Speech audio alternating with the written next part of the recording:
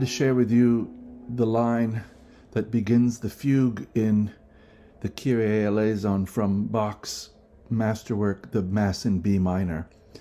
These are just some two-voice lines primarily that I worked out just listening to the recording, and I've loved this piece for so long I decided to start digging into some of the beauty of it.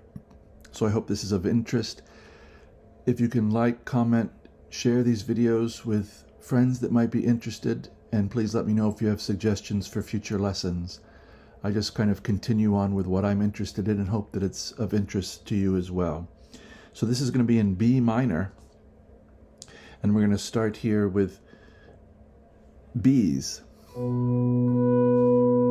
primarily tracking the organ bass part and one of the oboe parts to get this two-voice reduction. So we start off with B's, B and B, 7 and 7. Then first inversion, B minor over D. Very useful to know that anywhere you have a minor chord,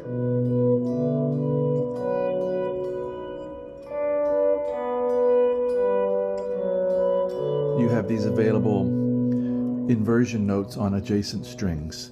So B minor, now D and B, 5 and 7, and now we start to get into some of the good stuff. E and C sharp with a G in between. So this is a kind of E minor chord, 4 chord. E and C sharp, 7 and 9. Little inner voice G, 8th fret. And we do some contrae motion. Bass goes up, melody goes down. This is F sharp 7 chord. Right there. Just 3 voices. F sharp, C sharp. So roots and fifths.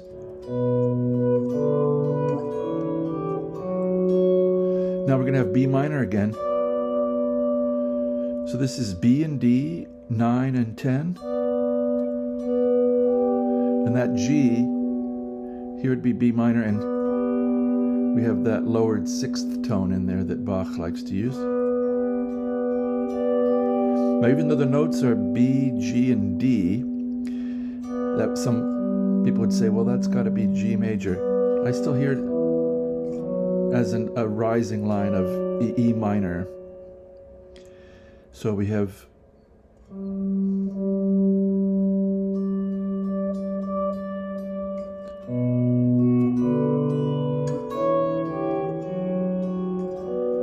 B minor, I think it sounds. So there we go. B, D, G. Beautiful B7 chord. A, F sharp, D sharp. I'm reaching from 7 to 11.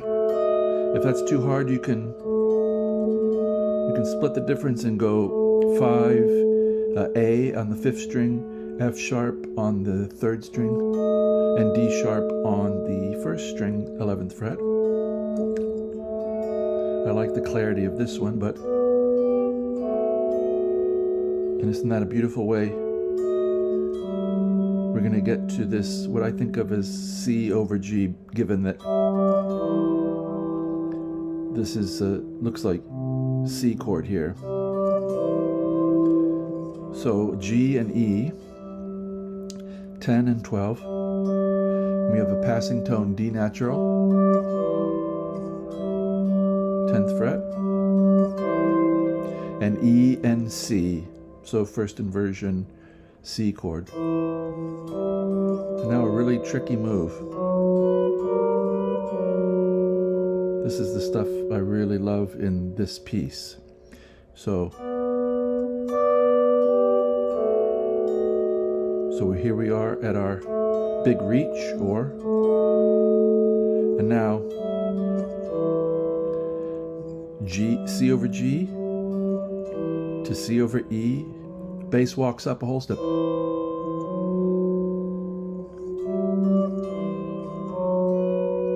we have to use first finger because we're going to have to reach this sus.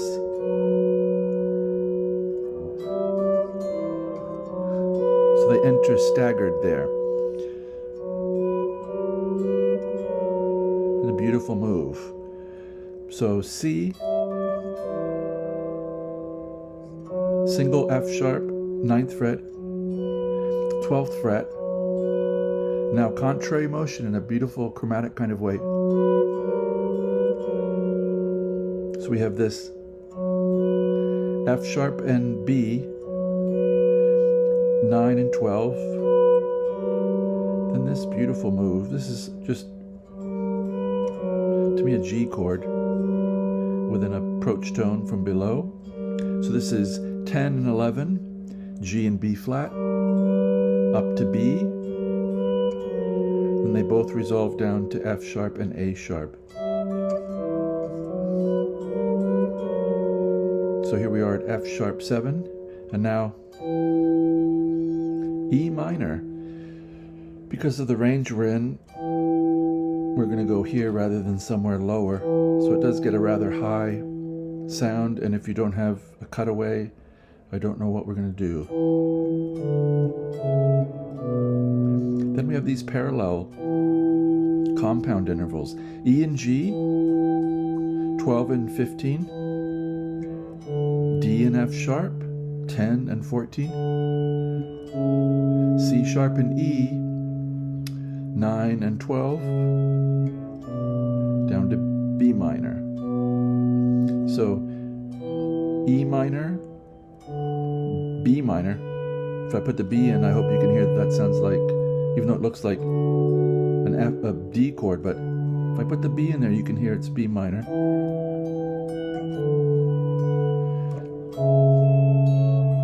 Now notice, rather than looking like some kind of an A chord, this is really F sharp 7. So C sharp, A sharp, E, or just C sharp and E is the two voice. Then B again, B and D.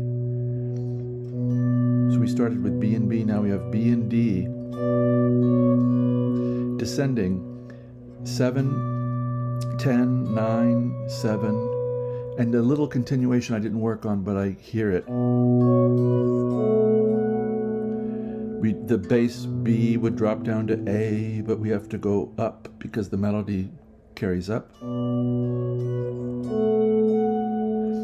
and F sharp, 12 and 14.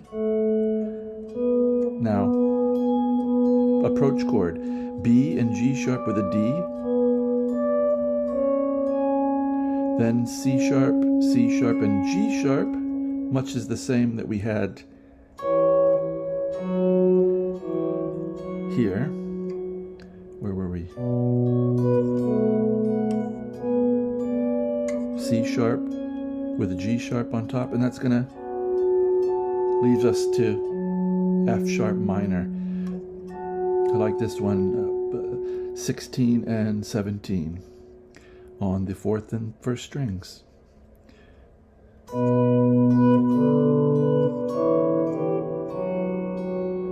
Now B minor.